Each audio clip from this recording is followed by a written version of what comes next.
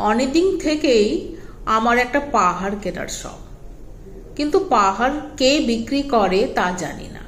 যদি তার দেখা পেতাম, দামের জন্য আটকাতো না। আমার নিজস্ব একটা নদী আছে, সেটা দিয়ে দিতাম পাহাড়টার বদলে। কে না জানে পাহাড়ের চেয়ে নদীর দাম বেশি, পাহাড় স্থানও, নদী বহমান। তবু আমি নদীর বদলে পাহাড়টাই কিনতাম, কারণ আমি ঠকতে চাই। নদীটাও অবশ্য কিনেছিলাম একটা দ্বীপের বদলে। ছেলেবেলায় আমার বেশ ছোট্টখাট্ট ছিমছাম একটা দ্বীপ ছিল, সেখানে অসংখ্য প্রজাপতি। শৈশবে দ্বীপটি ছিল আমার বড় প্রিয়। আমার যৌবনে দ্বীপটি আমার কাছে মাপে ছোট লাগলো। প্রবাহমান ছিপছিপে তন্বী নদীটি বেশ পছন্দ হলো আমার।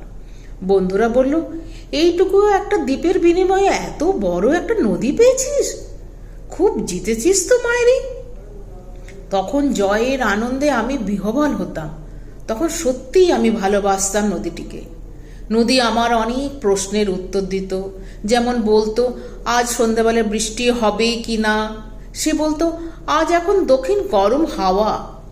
শুধু একটা ছোট্ট দ্বীপে বৃষ্টি, সে কি প্রবল বৃষ্টি, যেন একটা উৎসব। আমি সেই দ্বীপে আর যেতে পারি না। সে জানতো, সবাই জানে, শৈশবে আর ফেরা যায় না। এখন আমি একটা পাহাড় কিনতে চাই। সেই পাহাড়ের পায়ের কাছে থাকবে গহন অরণ্য। আমি সেই অরণ্য পার হয়ে যাব, তারপর শুধু রুক্ষ কঠিন পাহাড়, একেবারে চূড়ায়, মাথার খুব কাছে আকাশ, নিচে বিপুলা পৃথিবী, চরাচরের তীব্র নির্জনতা। আমার কণ্ঠস্বর সেখানে কেউ শুনতে পাবে না। আমি ঈশ্বর মানি না, তিনি আমার মাথার কাছে ঝুঁকে দাঁড়াবেন না। আমি শুধু 10 দিককে উদ্দেশ্য করে বলবো, প্রত্যেক মানুষই অহংকারী।